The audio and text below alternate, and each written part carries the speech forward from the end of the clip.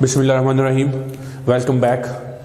तो बेटे आज हम चैप्टर 16 स्टार्ट करने जा रहे हैं। जो आपने ऑनलाइन लेक्चर लिए थे जूम में, वहाँ पे हमने चैप्टर 16 कंप्लीट किया था।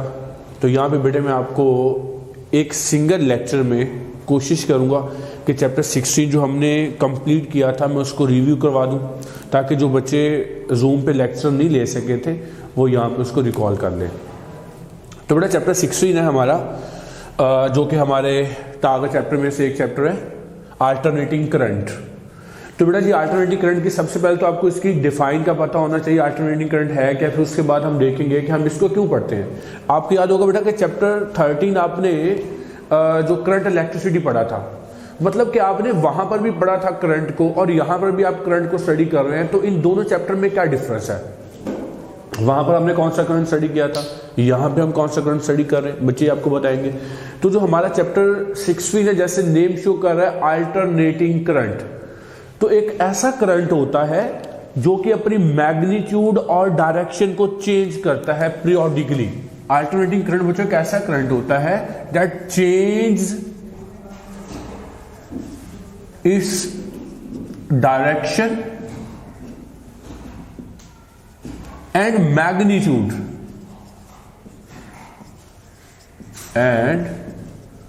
magnitude periodically is called alternating current। ठीक होगा बेटा जी। साथ में एक और चीज आपने याद रखनी है, मतलब अल्टरनेटिंग करंट जो होता है हम ये कहते हैं कि जो चेंज करता है अपनी डायरेक्शन को, ओके, और दूसरा जो चेंज करता है अपना मैग्नीट्यूड।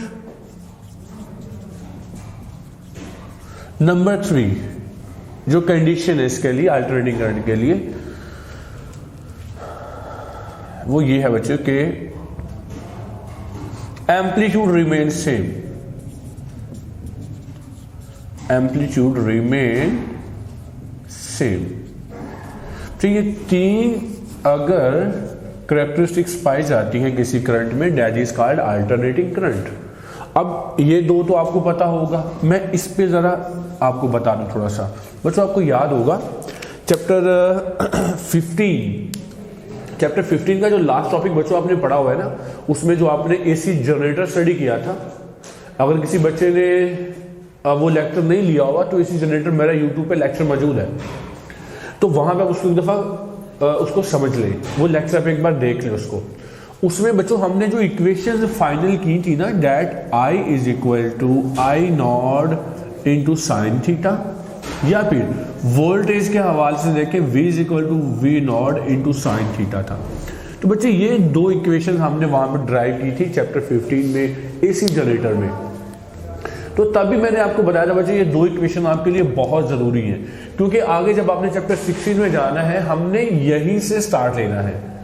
तो बच्चे ये जो दो आपके पास इक्वेशन लिखी हुई मैंने करंट के लिए और वोल्टेज के लिए, ये मैंने इसलिए लिखी है, अभी मैं इसको बच्चे आगे एक्सटेंड भी करूंगा इन इक्वेशंस को।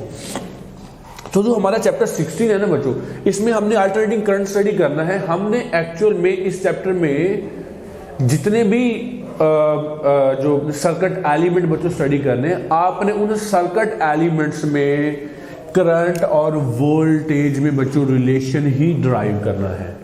क्या करना है बच्चों, हमने इसमें आगे जितने भी सर्किट एलिमेंट्स स्टडी करने हैं, हम उसमें करंट और वोल्टेज में रिलेशन देखना है। तो अब देखो ये जो इक्वेशन है जो आपने इसी जनरेटर से ये दोनों बच्चे ड्राइव की हुई है, इसमें आई बच्चों इंस्टेंटेनियस करंट है। अभी ये क्या होता है, अभी आपको बताऊंगा बच्चे में।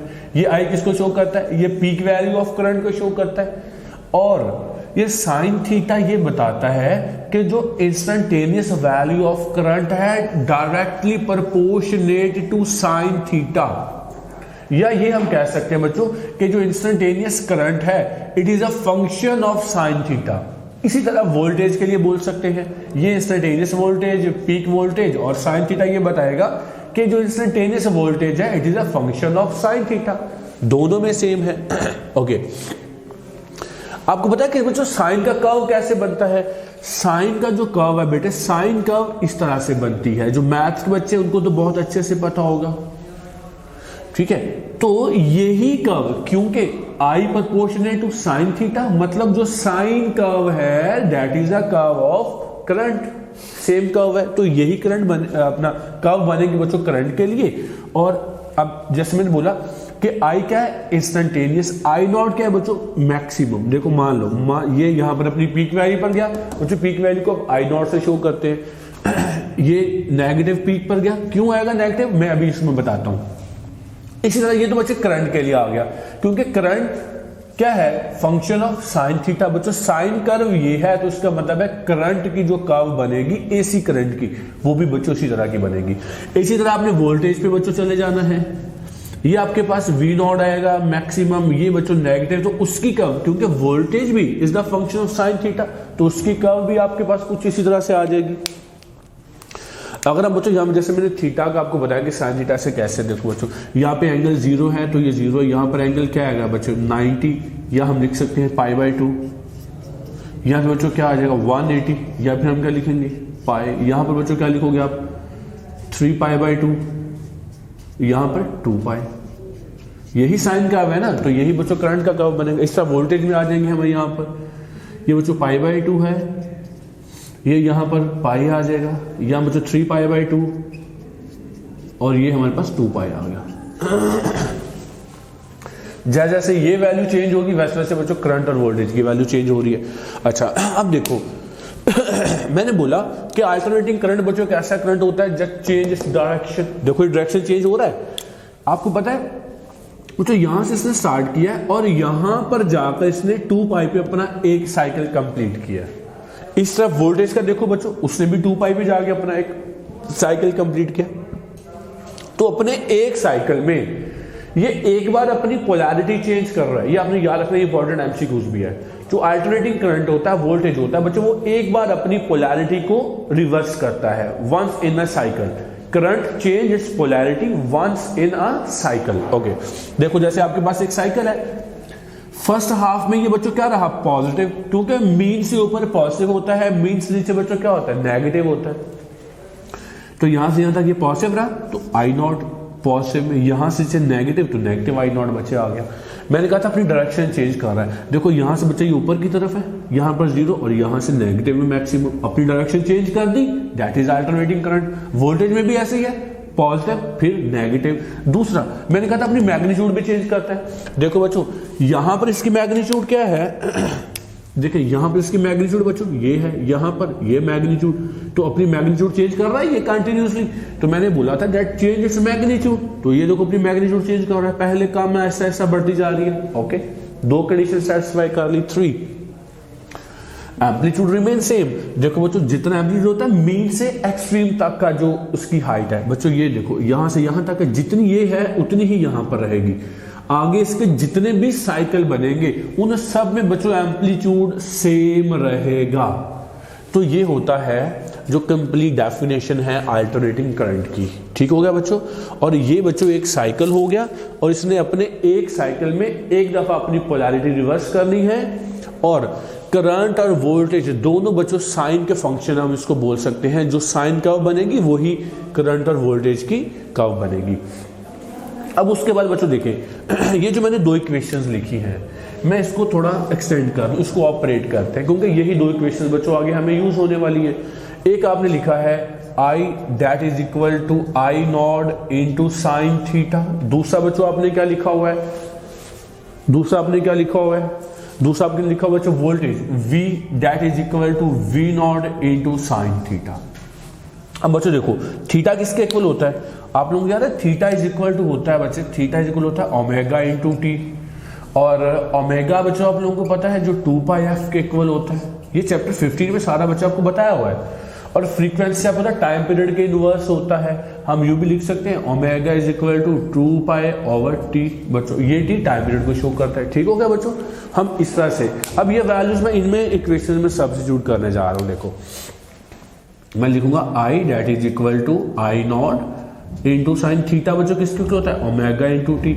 सेम इक्वेशन इसके लिए भी लिखूंगा V is equal to V not into sine omega into T. Omega बच्चों किससे होता है 2πf के, तो मैं लिख दूंगा I that is equal to I not into sine 2 pi F, ये बच्चे ओमेगा की जगह पर ये वैल्यू आ गई और इंटू टी आ जाएगा, ठीक है। इसी तरह जब मैं यहां पर जाऊंगा तो यहां पर भी इक्वेशन v डेट is equal to v naught into sine omega बच्चों क्या आ जाएगा 2 पाई एफ इंटू ये स्मॉल टी आ गया। अब पता है फ्रीक्वेंसी टाइम पीरियड के इनवर्सली प्रोपोर्शनेट होता है, so this equation can also write I is equal to I not into sine 2 pi over बच्चों capital T into small T, ये वाली इक्वेशन v डेट is equal to v not sign 2 पाई बच्चों capital T over small T, क्योंकि frequency time period के inversely proportionate है। तो याद रखना है बच्चों कि आगे हमने चैप्टर ये जो 16 कंटिन्यू करना है, इस चैप्टर 16 में या तो हम ये वाली इक्वेशन बच्चे 2 यूज करेंगे या फिर हम ये 4th वाली जो इक्वेशन है वोल्टेज और करंट दोनों के लिए, ये बच्चों इक्वेशन 1 और इक्वेशन 4 ये बच्चों हमने आगे कंटिन्यू करनी है, इसी बेस पर हमने इसको स्टडी करना है। याद रखना कैपिटल टी टाइम पीरियड को शो करता है, ये स्मॉल टी इंस्टेंटेनियस टाइम। आपने किसी भी लम्हा अगर टाइम पीरियड फाइंड करना हो तो आप इसको स्मॉल टी से रिप्रेजेंट करेंगे। अब बच्चों यहाँ पर यहाँ तक जो था वो हम अगर इसको मैं इन शॉर्ट बता रहा हूँ, देखो अगर हम इसको बच्चे टाइम पे देखें, आपको पता है ये एक साइकिल है, यहाँ से स्टार्ट किया यहाँ पर जाकर कंप्लीट हो रहा है, तो अब इसने अपनी एक वाइब्रेशन मुकम्मल की। आपको पता है एक वाइब्रेशन मुकम्मल करने के लिए जो बच्चे टाइम चाहिए होता है that is called time period. एक वाइब्रेशन कंप्लीट करने के लिए जो टाइम चाहिए वो क्या होता है टाइम पीरियड होता है। तो इसका मतलब है इसने यहाँ से अपनी मोशन को स्टार्ट किया, यहाँ पे जाकर कंप्लीट किया, तो ये बच्चों इसका टाइम पीरियड भी है टी। आप इसको कैसे लिख सकते हो बच्चों, में इसी ग्राफ को टाइम की, ये पहले मैंने देखो बच्चों जो मैंने पहले ये वाला ग्राफ ड्रॉ किया मैंने इक्वेशन 1 के अकॉर्डिंग ड्रॉ किया हुआ है, इक्वेशन 1 के अकॉर्डिंग थीटा के रेफरेंस से। देखो इस साइड पे करंट है और इस साइड पे क्या थीटा, देखो एक्स एक्सिस पे लिया हुआ है, ठीक है। ये इक्वेशन 1 के अकॉर्डिंग मैंने 2 ग्राफ ड्रॉ किए। अब मैं इसी ग्राफ को किसके अकॉर्डिंग ले रहा हूँ, इक्वेशन 4 के अकॉर्डिंग ले रहा हूँ। देखो एक साइकिल टाइम टी में कंप्लीट किया, that is called time period. जब वो यहां से पीक वैल्यू पर गया बच्चों टाइम क्या था t/4, दोबारा यहां पर आ गया बच्चों t/2, यहां पर जाकर क्या बनेगा 3t/4 और यहां पर आकर t, ठीक है। तो बच्चों ये वाली इक्वेशन के अकॉर्डिंग ये वाला ग्राफ बन गया। हम बोल सकते हैं कि जब 0 से t/2 तक गया तो वो एक तरफ पॉजिटिव, मतलब ये पॉजिटिव रहता है, ठीक है। जब वो t/2 से t तक आया तो बच्चों वो अपनी पोलैरिटी रिवर्स कर रहा है। इसी तरह यहां पर आपने आ जाना बच्चे वोल्टेज के लिए इक्वेशन लिखोगे, यहां पर t/4, यहां पर बच्चों क्या आ जाना t/2, यहां पर 3t/4 और यहां पर बच्चों क्या आ जाएगा t आ जाएगा। यहां भी 0 से t/2 तक उसकी पोलैरिटी पॉजिटिव है और t/2 से लेकर t तक वो अपनी पोलैरिटी रिवर्स कर लेता है, ठीक हो गया बच्चों। हम इसको यूं भी बोल सकते हैं। अब मैं एक सर्किट लेके छोटा सा सर्किट में बच्चों उसको समझाता हूं, यही चीज आपको बच्चों मैं एक सर्किट में ले लेता हूं। देखो मान लो हमारे पास ये बच्चों एक अल्टरनेटिंग सोर्स आपने लिया हुआ है, ये उसका बच्चों जो सिंबॉलिक रिप्रेजेंटेशन है अल्टरनेटिंग सोर्स की, बच्चों ये उसकी सिंबॉलिक रिप्रेजेंटेशन है अल्टरनेटिंग सोर्स की। ओके, अब हमने क्या किया, हमने इसको बच्चों ये आगे रजिस्टर अक्रॉस है लोड आपने ये बच्चों सर्किट में कनेक्ट किया। अब क्या होगा, देखो जब टाइम बच्चे 0 से t/2 तक गया ना तो ये पॉजिटिव है, ये बच्चों पॉजिटिव रहेगा, ये नेगेटिव रहेगा। तो हम बोलेंगे कि 0 से t/2 तक ये पॉजिटिव है तो करंट बच्चों इधर आ रहा है लोड आर में से गुजर कर। जो नेक्स्ट हाफ साइकिल होगा बच्चे उसके लिए देखो ये बेटे अल्टरनेटिंग सोर्स का आपने साइन बना लिया, ये आपने सर्किट ले लिया। अच्छा नेक्स्ट क्या है, नेक्स्ट आपके पास t/2 से लेकर t तक हम बात कर रहे हैं। देखो उसमें क्या था, नेगेटिव में मैक्सिमम है, ये नेगेटिव में मैक्सिमम था, करंट भी वोल्टेज भी। उसके लिए बच्चों क्या बनेगा, अब ये नेगेटिव बन जाएगा, ये पॉजिटिव बन जाएगा बच्चों। अब करंट यहां से उधर जा रहा है, पहले करंट ऊपर से नीचे आ रहा था, अब नीचे से ऊपर जा रहा है। देखो लोड के अक्रॉस इसने अपनी डायरेक्शन चेंज की, दिस इज अल्टरनेटिंग करंट। अगर बच्चों अपने डीसी करंट जो आपने पढ़ा चैप्टर 13 में, जैसे मैं बात कर रहा हूँ करंट इलेक्ट्रिसिटी की, वहां पर आपने क्या देखा था बच्चों, वहां पर आपके पास एक बैटरी होता है, डीसी करंट को आप इस तरह से डिनोट करते हैं। ये बच्चों आपने यहाँ पर यही रजिस्टर कनेक्ट किया, देखो ये आप क्या देखते हैं कि अगर ये बच्चे पॉजिटिव है, ये नेगेटिव, ये पॉजिटिव टर्मिनल है, ये नेगेटिव टर्मिनल है। अब जब तक ये बैटरी एनर्जी प्रोवाइड कर रही है, करंट प्रोवाइड कर रही है बच्चों, तब तक करंट एक ही डायरेक्शन में फ्लो होना है, तब तक करंट एक ही डायरेक्शन में फ्लो होगा। देखो ये है बच्चों डीसी सोर्स, ये उसकी सिंबॉलिक रिप्रेजेंटेशन है। डीसी जो चैप्टर 13 में पढ़ा, जब तक ये बैटरी एनर्जी प्रोवाइड कर रही है करंट ए से बी की तरफ ही जाना है। लेकिन ये दो क्या है बच्चे, ये अल्टरनेटिंग करंट है, ये एसी सर्किट है, ये डीसी सर्किट है। इसमें क्या हो रहा है, इसमें फर्स्ट हाफ साइकिल में करंट ए से बी की तरफ है, आगे हाफ साइकिल में करंट बी से ए की तरफ है। तो ये बच्चों डिफरेंस भी आ गया एसी और डीसी में, ठीक हो गया। और ये बच्चों मैंने आपको वैल्यूज लिख के दे दी है, ये इक्वेशन यूज होनी है, ये आपने यहाँ पर जो है वो ग्राफ आ गया करंट का, वोल्टेज का, जो आपको मैंने बता दिया। अब इसी तरह आगे चलकर, और याद रखना बच्चों, current change its polarity once in a cycle, एक साइकिल में एक दफा वो अपनी पोलैरिटी चेंज करता है। और यहाँ पे मैंने आपको टाइम पीरियड क्या बताया बच्चों, कि जितने टाइम के अंदर वो अपना एक साइकिल कंप्लीट करता है, that is called time period. और फ्रीक्वेंसी क्या होता है, फ्रीक्वेंसी बच्चों होता है कि एक सेकंड में वो इस तरह के कितने साइकिल कंप्लीट करता है, दैट इज कॉल्ड फ्रीक्वेंसी।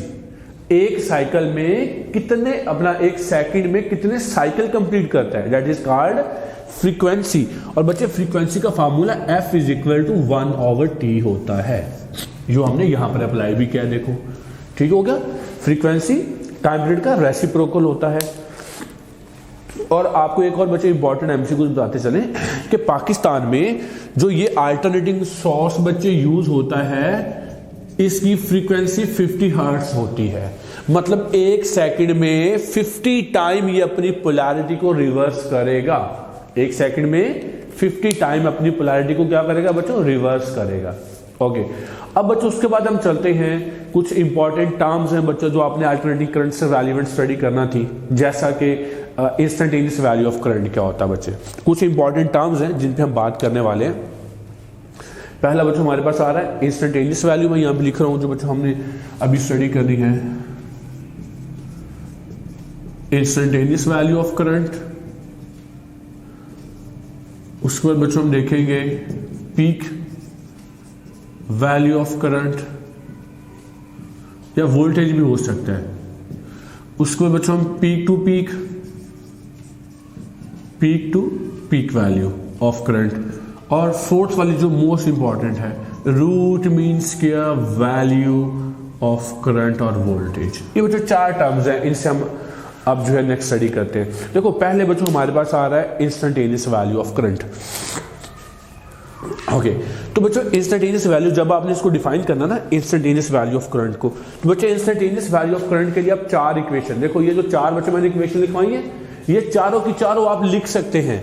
ये चारों की चारों इक्वेशन बच्चों आप क्या कर सकते हैं, ये चारों की चारों इक्वेशन आप लिख सकते हैं। यहां पर देखो कैसे लिखोगे बच्चों, यहां पर जैसे जब आपने इंस्टेंटेनियस करंट को डिफाइन करना है ना, तो इंस्टेंटेनियस करंट को बच्चे आई से डिनोट किया जाता है। किससे डिनोट करते हैं, आई से। इंस्टेंटेनियस करंट को बच्चे हम आई से डिनोट करते हैं। ओके, ये बच्चों हम इसको आई से डिनोट करते हैं इंस्टेंटेनियस को।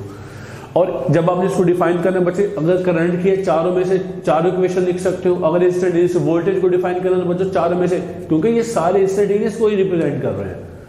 ओके, इंस्टेंटेनियस होता है बच्चे किसी भी लम्हा, किसी भी इंस्टेंट जो करंट होता है। तो आपने क्या करना है, उसके लिए बच्चों ये ग्राफ आप ड्रॉ करना है, जो 2 मैंने ड्रॉ करके दिए हुए।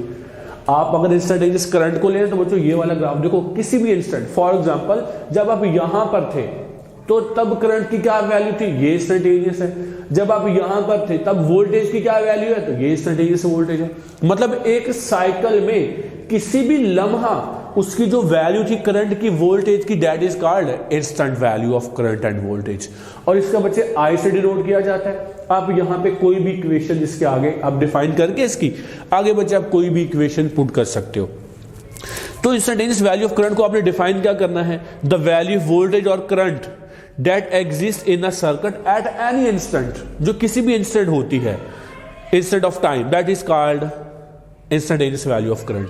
और बच्चों आपने इसको किसी भी इक्वेशन से डिनोट कर देना है। ओके, उसके बाद आगे हम चलते हैं बच्चों पीक वैल्यू ऑफ करंट या वोल्टेज। बच्चों जो पीक वैल्यू ऑफ करंट है, करंट की पीक वैल्यू को आई नॉट, वोल्टेज की पीक वैल्यू को वी नॉट से रिप्रेजेंट करेंगे।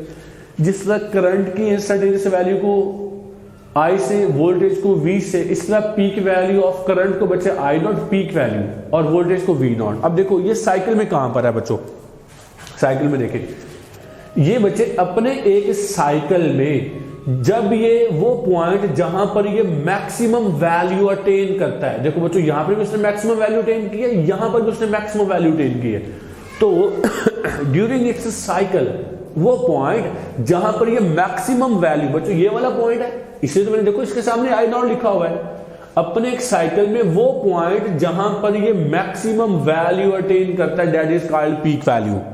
और याद रखना एमसीक्यूज भी, एक साइकिल में 2 बार ये बच्चों पीक वैल्यू पे जाता है, एक साइकिल में 2 बार अपनी पीक वैल्यू पे जाता है, इसी तरह एक साइकिल में 2 बार अपनी मिनिमम वैल्यू पे भी जाएगा। क्लियर होगा? देखो एक यहां पर पीक वैल्यू पर गया, एक यहां पर गया, इसी तरह वोल्टेज में यहां पर और यहां पर। सो पीक वैल्यू को बच्चे आई नॉट और वी नॉट से रिप्रेजेंट करते हैं। नेक्स्ट हमारे पास आता है पीक टू पीक वैल्यू। तो बच्चे पीक टू पीक को आप यू रिप्रेजेंट करते हैं, पी टू पी वैल्यू। ठीक हो गया बच्चे, पी टू पी वैल्यू आप यू रिप्रेजेंट करेंगे इनको। ओके तो हमारे पास बच्चों इसमें हम देखते हैं कि next P to P value, इसको बच्चे हम किस, इसको हम टू वी नॉट से भी रिप्रेजेंट करते हैं। ठीक है, पीक टू पीक वैल्यू को टू वी नॉट।